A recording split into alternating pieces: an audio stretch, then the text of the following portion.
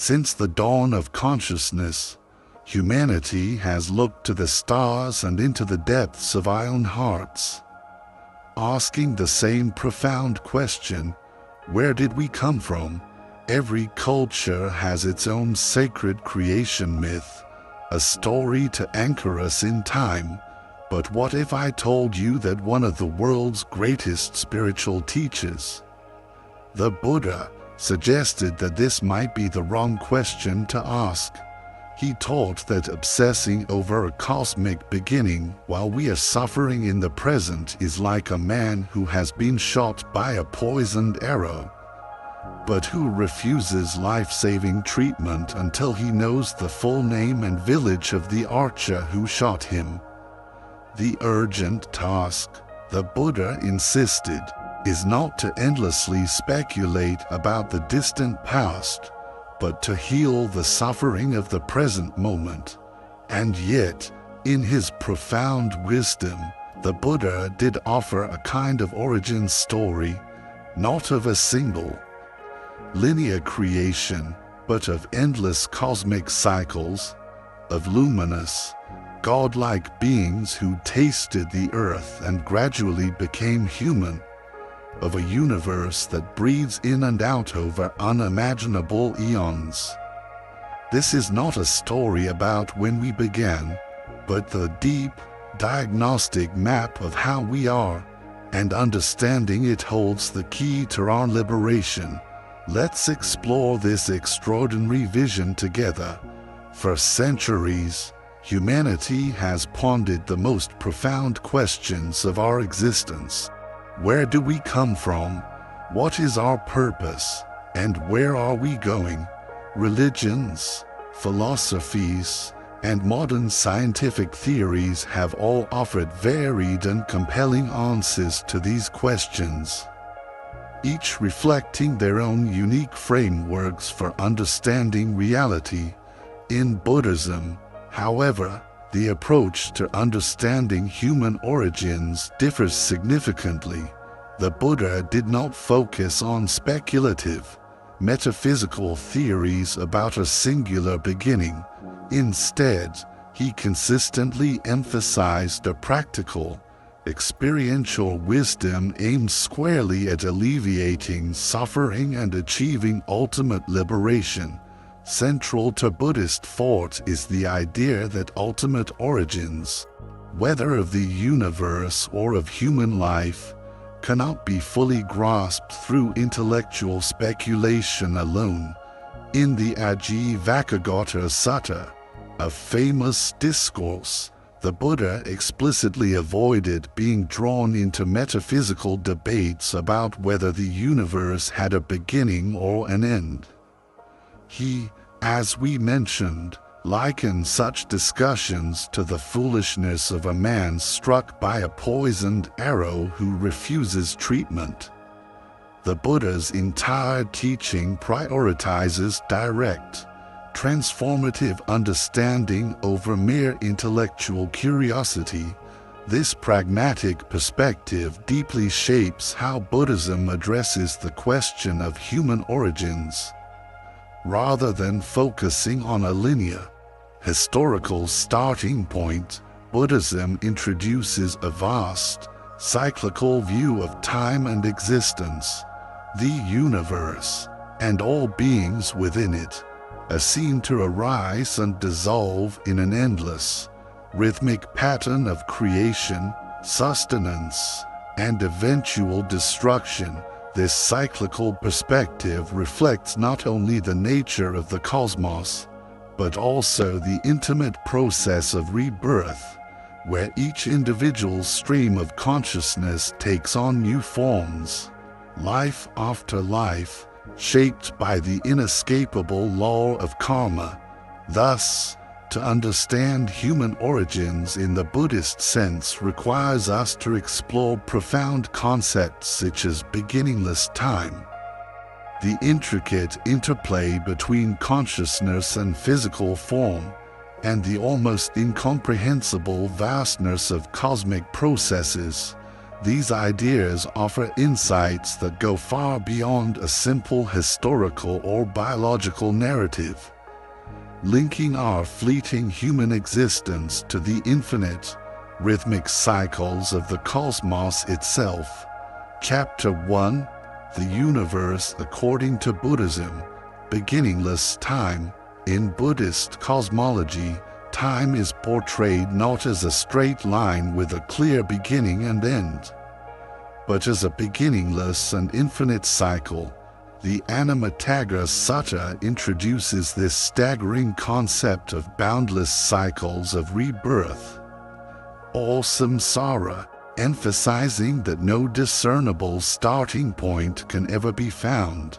The Buddha taught this cycle of rebirth, monks, has no discernible beginning, a first point of beings wandering and transmigrating, cloaked in ignorance and bound by craving, is not known. This view contrasts sharply with the linear notions of time that are foundational to many other world traditions. To illustrate the profound vastness of these time periods, which he called kalpas, the Buddha used a powerful and mind-bending metaphor. He said, "Imagine a mountain of solid rock, 1 yojana, roughly 7 miles, high and wide, without any cracks or crevices. If a man were to come once every 100 years and brush this massive mountain with a fine, soft piece of silk cloth, the time it would take to completely wear the mountain down to the ground would still be shorter than a single kalpa." Try to hold this image in your mind: the slow, patient caress of silk against stone, the eons passing like single heartbeats. This imagery is designed to convey the almost unimaginable vastness of time, urging practitioners to see beyond the short-term concerns and to recognize the profound impermanence inherent in all of existence. Cycles of universal evolution. Buddhism also offers a detailed account of cosmic processes. The Agarna Sutta, a key text, describes a universe that undergoes these endless cycles of expansion and contraction. Like a great cosmic breath, during vast periods of contraction, the physical world dissolves back into elemental energy, and beings are mostly reborn in subtler, luminous realms, such as the Abhisara Brahma world. In these realms, they exist as self-luminous, mind-made beings, free from the constraints of gross physical matter. Eventually, after an immeasurable period, the universe begins to expand again. The physical world re-emerges from a state of pure energy.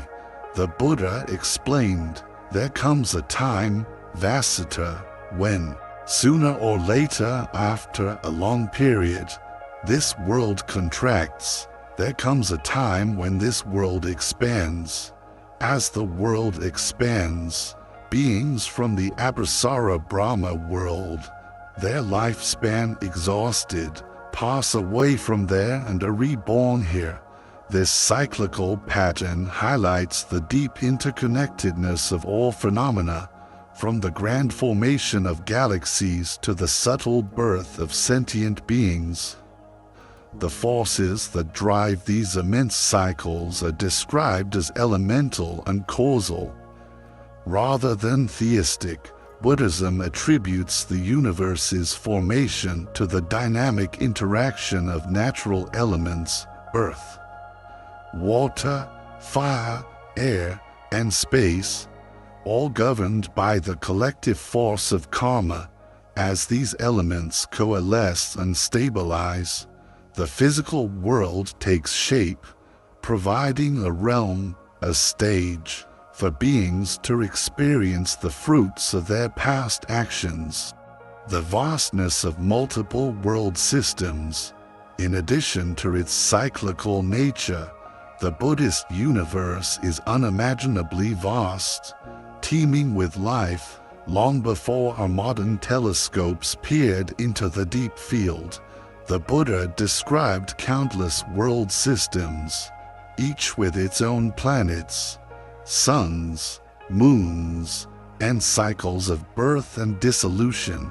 Modern cosmology's growing understanding of galaxies and the theoretical possibility of multiverses curiously mirrors this ancient teaching.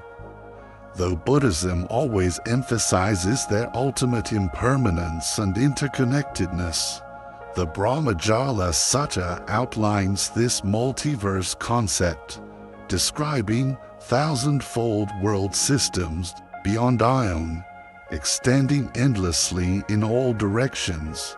Each of these systems is subject to the same universal laws of impermanence, arising and ceasing through a complex web of karmic causes.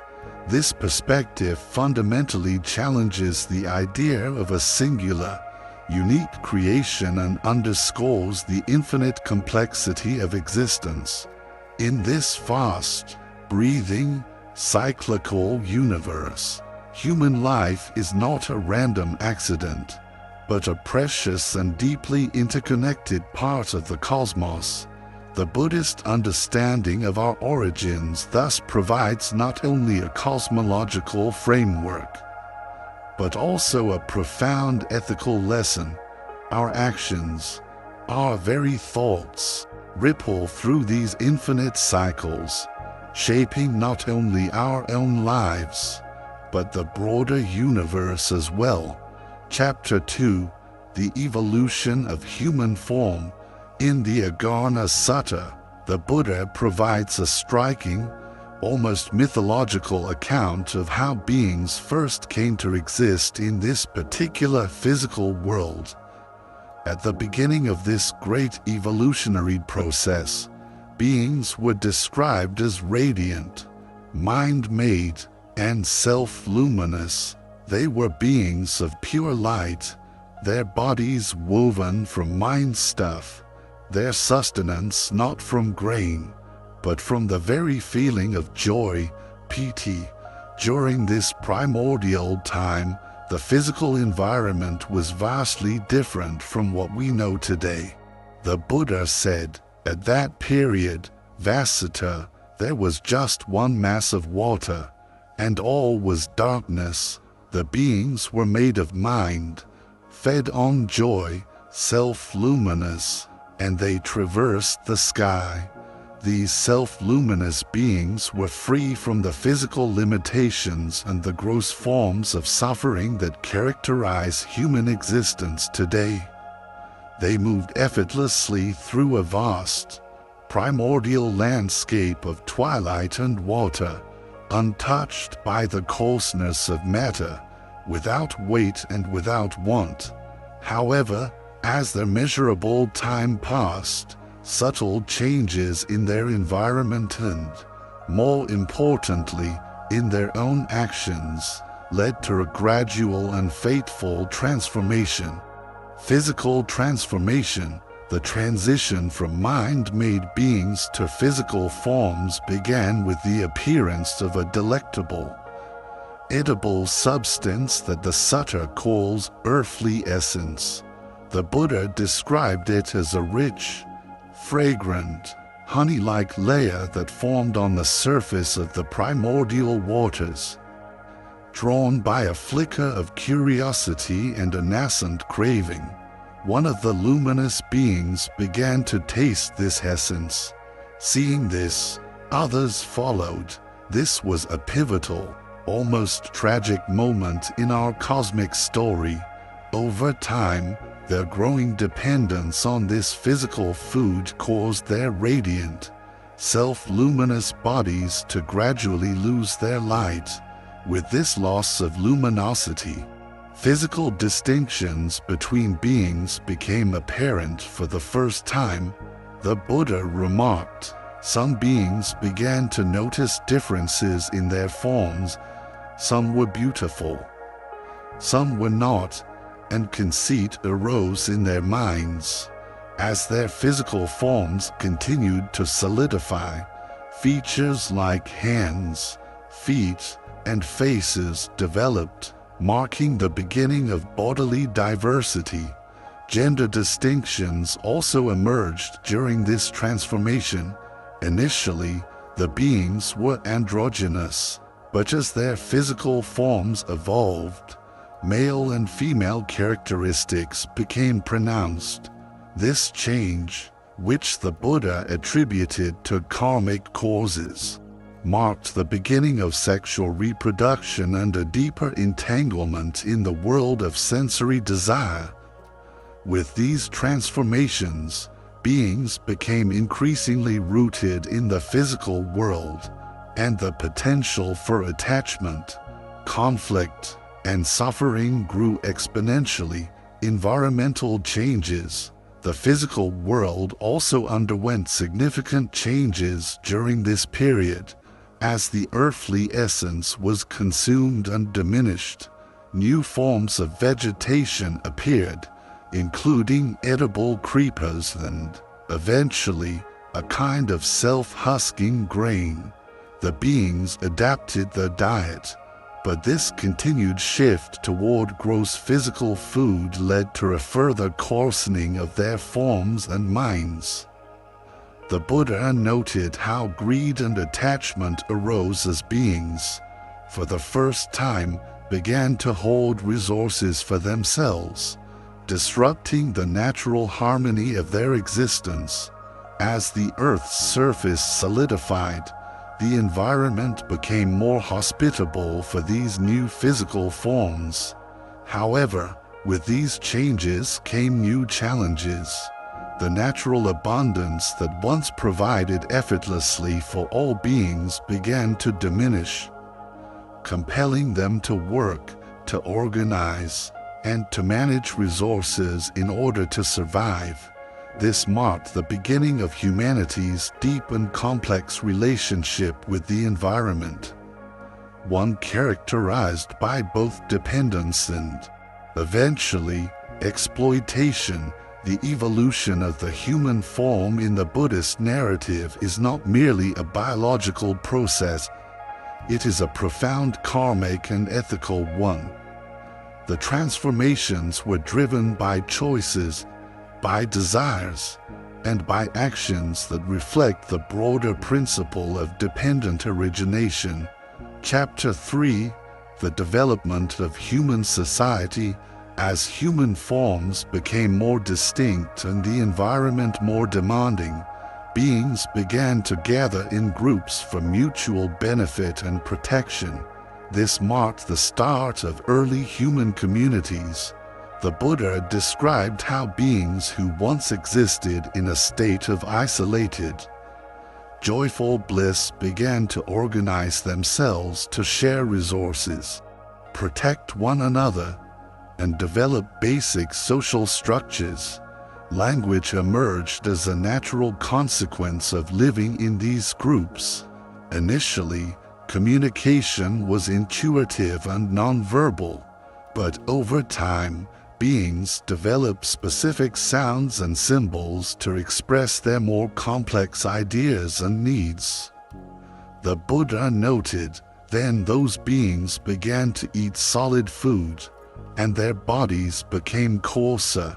This coarsening extended to their minds as well, as ignorance, avidya, and craving, tanha, introduced new and painful conflicts into their interactions. With the loss of natural abundance, beings had to work collaboratively to cultivate food and manage resources. This cooperation, born of necessity, laid the groundwork for organized society, including the division of labor and the emergence of specific roles within communities. The rise of social structures. As resources became more limited, a new and consequential concept arose: personal ownership. Beings began to claim portions of land, food, and other resources as their own. The most fateful word in human history was spoken, mine. This inevitably led to disputes, theft, and conflict, prompting the need for governance and rules. The Agarna Sutta describes how the beings collectively chose a leader, a person of great virtue, to be their king, referred to as the Mahasamarta, the Great Elect. His role was to maintain order, protect property, and resolve conflicts. This marked the beginning of governance and the rule of law.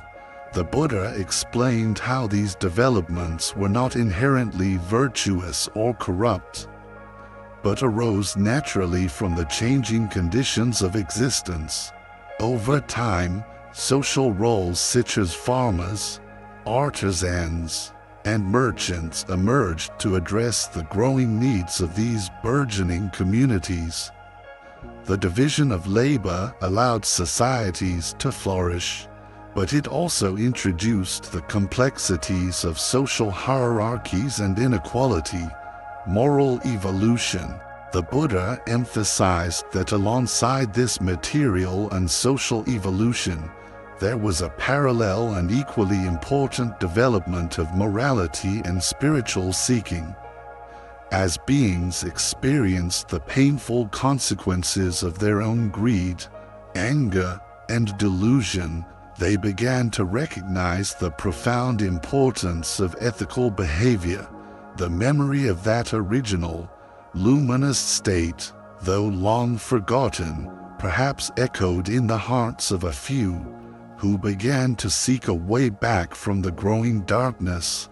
Stories of spiritual teachers and dedicated seekers appear throughout the Buddhist texts as examples of this moral awakening.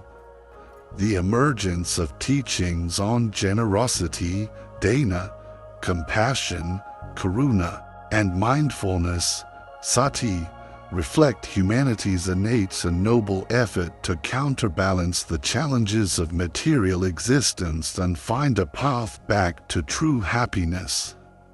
So we have journeyed from the great, breathing cycles of the cosmos to the first fateful taste of earthly craving, and from the dawn of community to the rise of the very social structures we still inhabit today.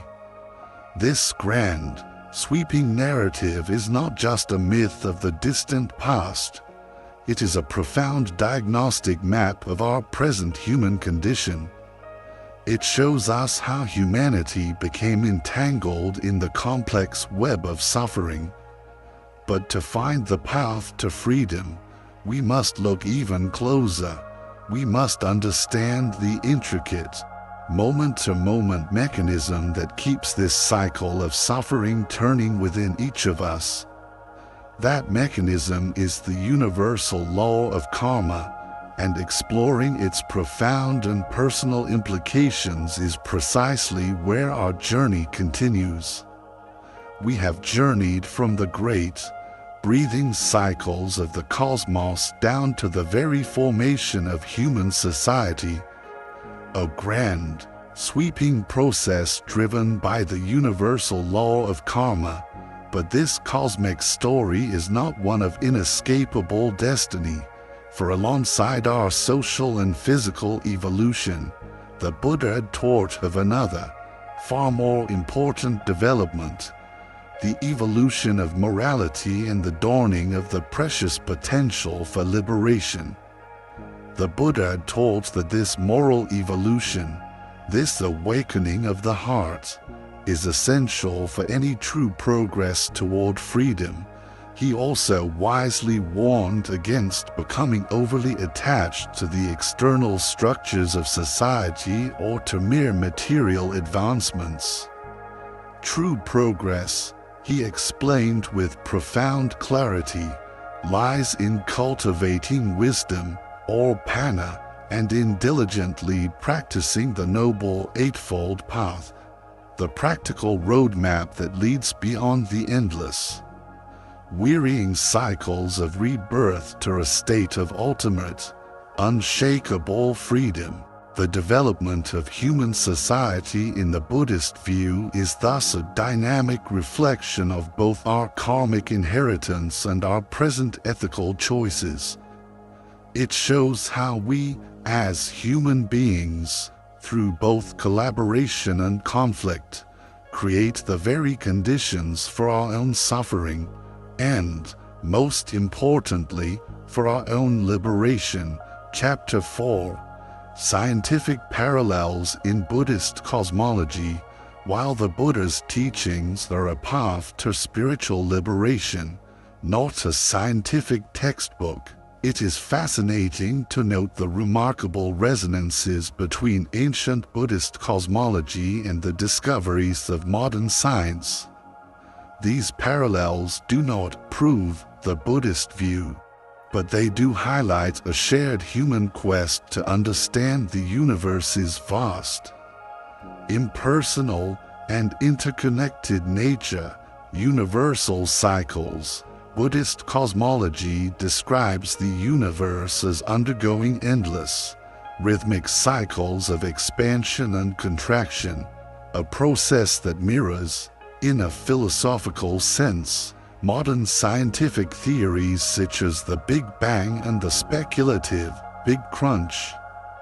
In the Agana Sutta, the Buddha spoke of these cosmic cycles where entire world systems arise, evolve over unimaginable eons, and eventually dissolve back into a state of pure energy. He explained, there comes a time when the world contracts. There comes a time when the world expands.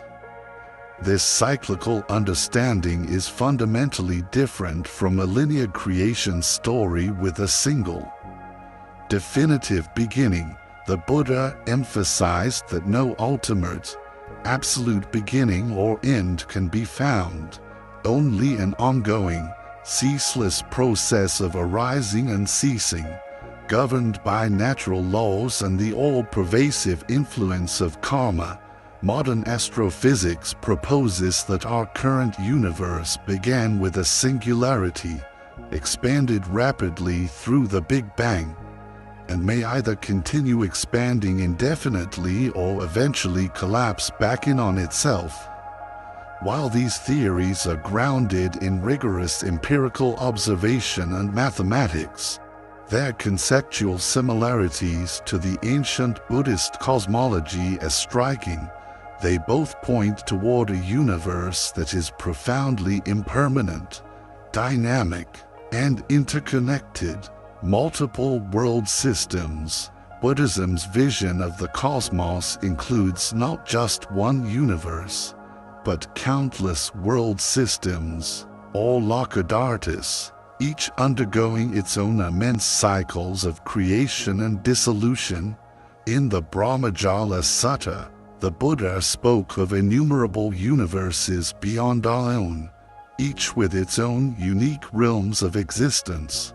These realms include celestial heavens, human worlds, and lower states of suffering, all interconnected through the inescapable law of dependent origination. Today, some of our most advanced theoretical physicists explore the concept of a multiverse, which posits that multiple universes may coexist, each potentially with its own distinct physical laws and properties.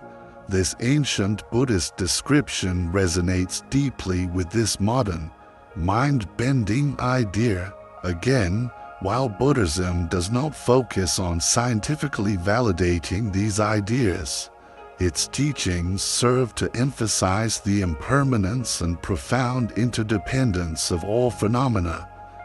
Regardless of their scale, this perspective is designed to shatter our self-centered view, reminding us that our world is but one small, temporary island in an infinite cosmic ocean. The evolutionary process, the gradual development of life, is another area where Buddhist cosmology aligns with the broad strokes of modern evolutionary science. In the Agana Sutta, The Buddha described beings who were initially mind-made and luminous, and who then gradually adapted to changing environmental conditions, eventually developing the gross physical forms we see today. This narrative of a gradual progression from simpler to more complex forms mirrors evolutionary biology's account of how life forms evolve over vast stretches of time in response to their environment. Buddhism, however, adds a crucial and deeper layer to this process by directly connecting physical evolution with the evolution of consciousness. The Buddha taught that consciousness, or Vijnana, plays a central and active role in shaping life forms. Karma, the intentional actions of beings, affects not only their individual destinies, but also the broader conditions of their environment and their physical embodiment. This profound interplay between mind and matter underscores the Buddhist view that existence is a dynamic, participatory, and interconnected process. Consciousness is not just a passive byproduct of physical processes, it is an active force in shaping existence itself. Chapter 5: Human Existence in the Buddhist Context. After exploring the vastness of the cosmos, the Buddhist teachings bring us back to our own existence, framing it as something incredibly rare and precious. The unique position of humans in the vast hierarchy of possible rebirths. Human existence is seen as both exceptionally rare and uniquely fortunate. The Chigala Sutta uses a vivid and startling metaphor to describe this rarity. I want you to try and truly imagine this.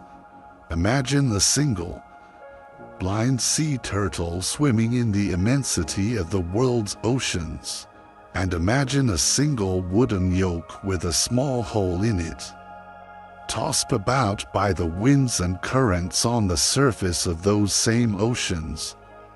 The Buddha said that the chance of that blind turtle surfacing for air only once every 100 years, happening to place its head directly through that single, floating yoke is still greater than the chance of attaining this precious human birth. This rarity is what makes human life so uniquely significant, unlike beings in the higher heavenly realms, who are often distracted by immense and long-lasting pleasures, or those in the lower realms, who are completely overwhelmed by intense suffering. Humans exist in a perfect middle ground. We have just enough suffering to motivate us to seek a way out, and just enough freedom and intelligence to be able to understand and practice the path to liberation. The Buddha emphasized this point. Hard is it to be born a human. Hard is it to live a life of virtue. With this human birth comes the golden opportunity to hear the Dharma, to practice the Noble Eightfold Path, and to work directly toward freedom. The purpose of understanding our origins.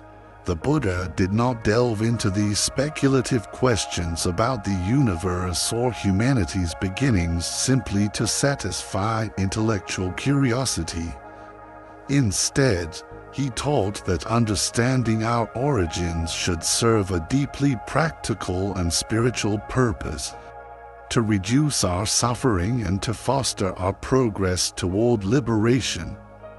In the Ajivakagata Sutta, he explained that focusing on irrelevant, unanswerable questions is a distraction from the urgent work of pulling the poisoned arrow of suffering from our own hearts.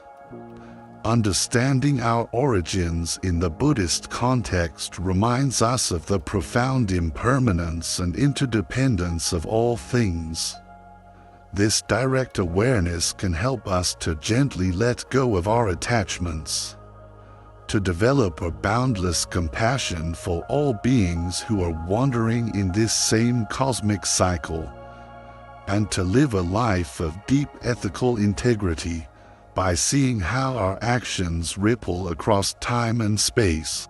We can begin to align our lives with the universal principles that lead to lasting peace and wisdom.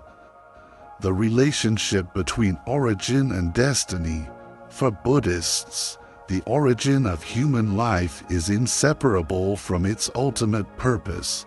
Our present existence is conditioned by our past actions, but it also holds within it the incredible potential to shape our future outcomes. The Buddha taught that while we are bound by the laws of karma, we also have the radical power to transform our own destinies through mindful action and ethical living in this very moment.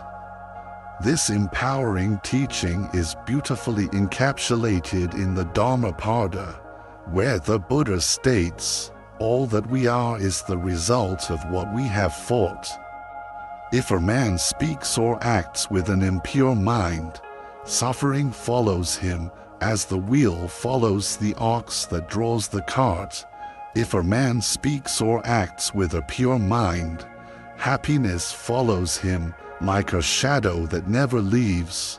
Recognizing this intimate connection between our origin and our destiny empowers us to take full and complete responsibility for our actions.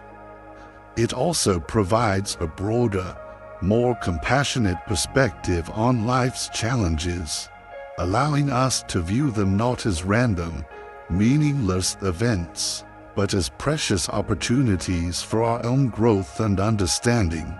Practical application in daily life. Ultimately, the Buddhist teachings on human origins are not merely theoretical or abstract. They offer immensely valuable insights for our everyday living. By understanding the deep interconnectedness of all phenomena, we can cultivate a more consistent mindfulness and a more natural compassion, recognizing how our smallest actions affect not only ourselves but everyone around us. This awareness can also inspire a profound sense of gratitude for the rare and precious opportunity of this human life. Instead of taking our existence for granted, we can choose to use it as a platform for developing wisdom, practicing generosity, and pursuing the path to liberation. The Buddha's teachings constantly remind us that while our life is impermanent, its fleeting nature is precisely what makes it so incredibly meaningful. So we have journeyed from the great, breathing cycles of the cosmos to the first fateful taste of earthly craving, and from the dawn of community to the rise of the very social structures we still inhabit today. This grand, sweeping narrative is not just a myth of the distant past. It is a profound diagnostic map of our present human condition. It shows us how humanity became entangled in the complex web of suffering. But to find the path to freedom, we must look even closer. We must understand the intricate, moment-to-moment mechanism that keeps this cycle of suffering turning within each of us. That mechanism is the universal law of karma, and exploring its profound and personal implications is precisely where our journey continues.